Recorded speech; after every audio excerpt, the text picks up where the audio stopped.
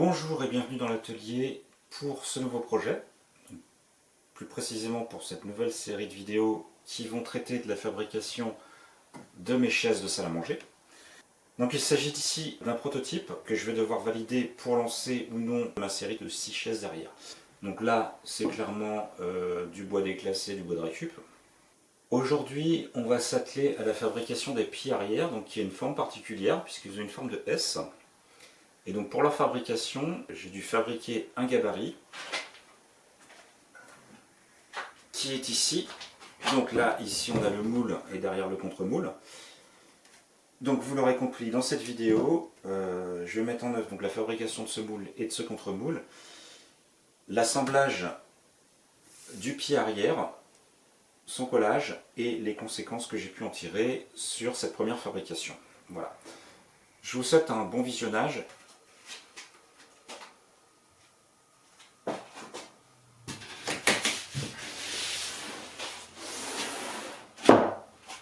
Alors j'ai pris toutes mes mesures ici, donc tous les 5 cm j'ai pris une cote par rapport à une ligne verticale et ça va me donner donc la différence entre cette ligne et la forme de la chaise, enfin du pied de la chaise.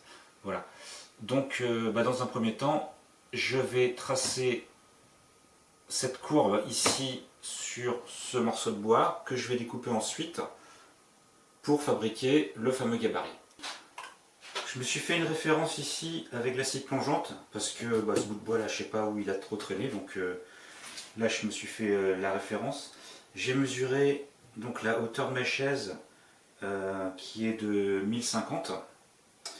J'ai tracé tous les 5 cm ici un trait et donc là du coup je vais prolonger ce trait ici par rapport à ma référence.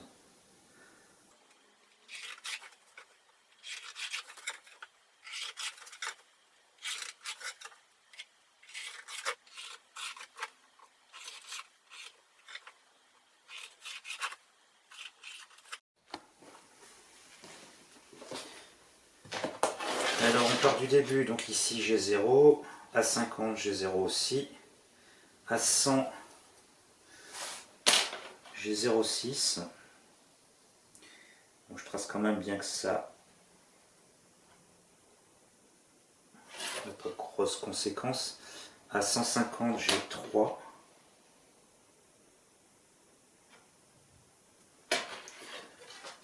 à 200 j'ai 7,3,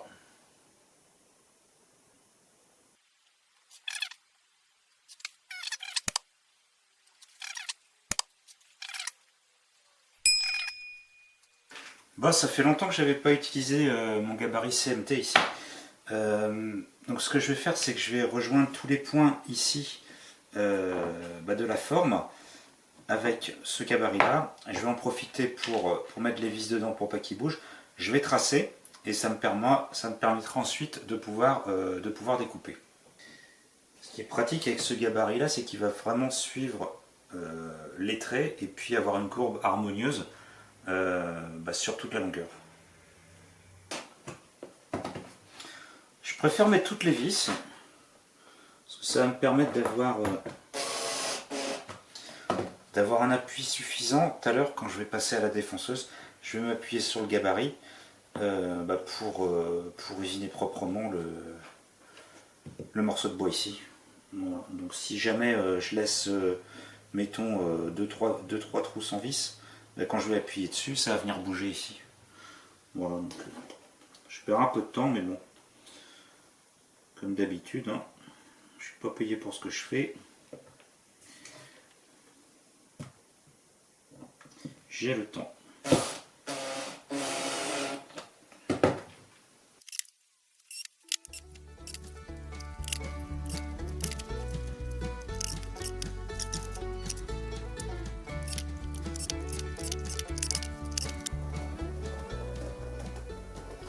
Je dessine la courbe, je vais la découper à la scie sauteuse après. Ensuite je remets le gabarit et je passe à la fraise à affleurer pour avoir un rendu vraiment nickel.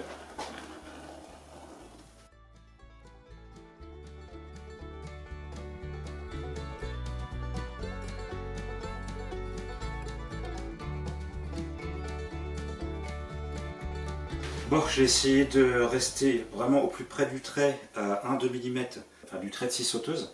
J'espère que ça va le faire. Enfin, je suis pas trop inquiet pour cette partie-là.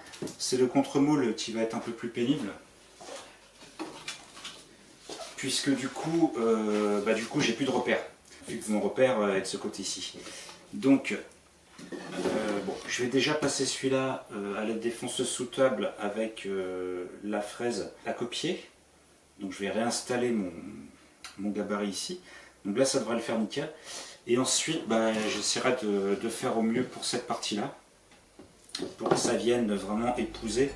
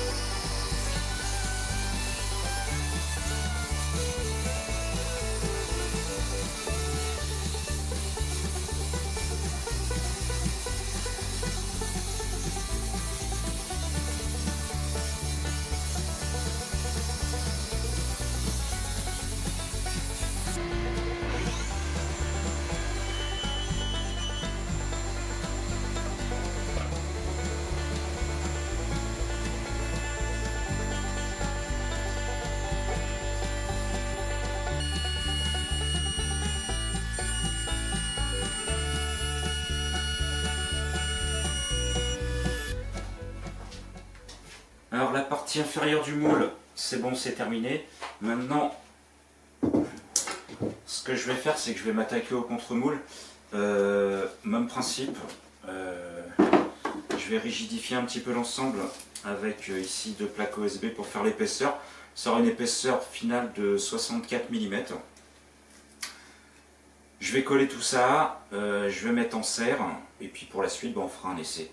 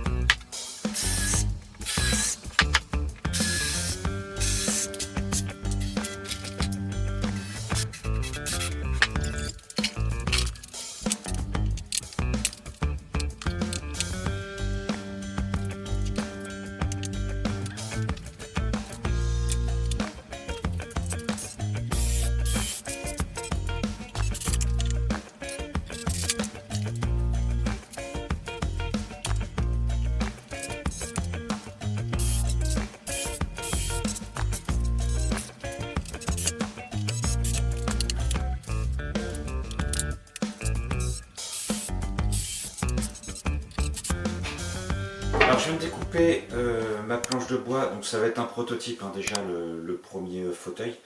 Je viens de découper à largeur ici pour qu'il vienne s'insérer entre le moule et le contre-moule. Donc bien évidemment, avec une épaisseur de 25 mm, ça ne va pas le faire pour le plier. Ce que je vais faire maintenant, c'est que je vais découper des lamelles, donc sur 25 mm, je vais en découper 3. Donc ça me fera à peu près des lamelles de 5 mm, parce que j'estime la largeur de la lame à 3 mm environ, quoi. Donc 3 x 8, 24, j'ai 1 mm de rab. Donc je ferai des lamelles de 5 mm pour pouvoir les plier. Donc ce que je vais faire, c'est que je vais tronçonner ça à la scie sous table. Je passe pour réaplanir un coup à la dégauchisseuse. Et je refends encore une deuxième fois pour avoir ma troisième lamelle. Et ensuite je passe le tout en raboteuse. Voilà. Donc c'est parti. Alors, si comme moi vous vous lancez dans le projet, quand vous faites votre moule et votre contre-moule, et c'est là que j'ai pas fait attention quand moi je l'ai fabriqué, insérez une cale ici avant de mettre ici le bout de bois de centrage, parce que sinon ça va être une grosse galère. Comme il y a 4 clés ici de verrouillage, ça va être une grosse galère pour le sortir. Donc insérez une petite cale, je sais pas moi, de 2-3 dixièmes, ça suffira pour pouvoir le sortir facilement après. Moi je l'ai difficilement sorti et j'ai légèrement poncé ici, ce qui fait que maintenant j'ai pas de souci pour l'insérer et surtout pour l'enlever.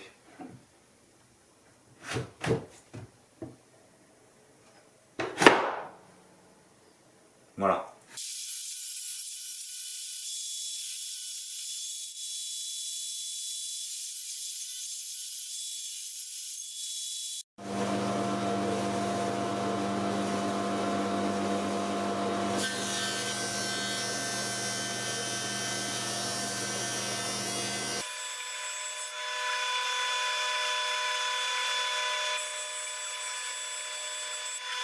Alors on va s'essayer un petit collage. Première chose,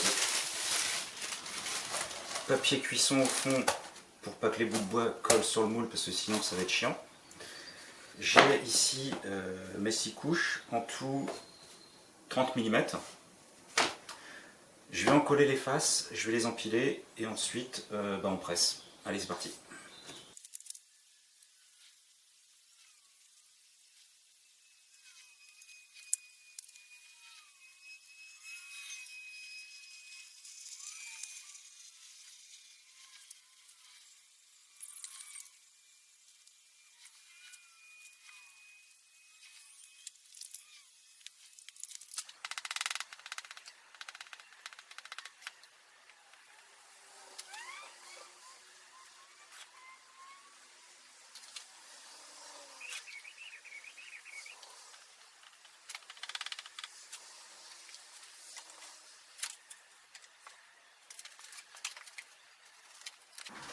Donc on a mis de la colle partout. Ce que je vais faire maintenant, c'est que je vais assembler le moule et le contre-moule. Et on va bien voir qu'est-ce que ça va donner.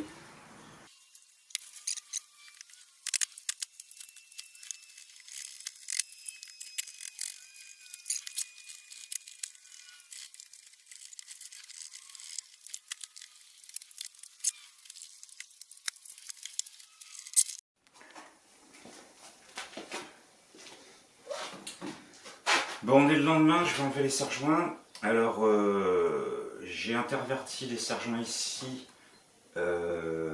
pour équilibrer un petit peu avant-arrière.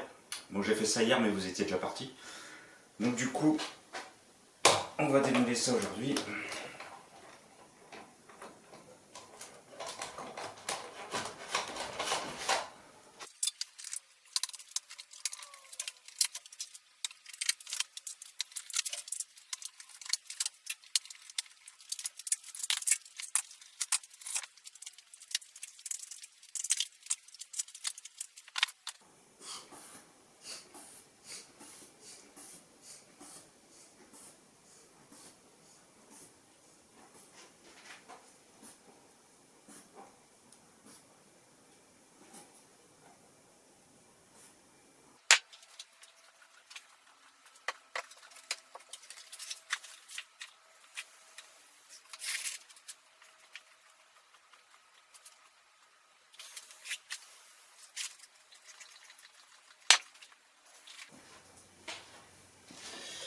Bon, premier essai, je sais pas si on va voir, c'est pas très concluant.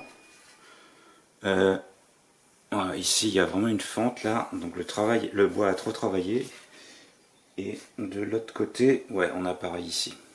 Je sais pas si on va le voir bien à la caméra, on a la même chose ici. Donc je pense que les lames ici sont trop épaisses. J'ai 5 mm. Donc je pense que je vais descendre les prochaines à 4. Parce que là, ouais, ça a fendu ici, donc je pense qu'elles sont trop épaisses. Mais autrement, je trouve que la courbe est harmonieuse.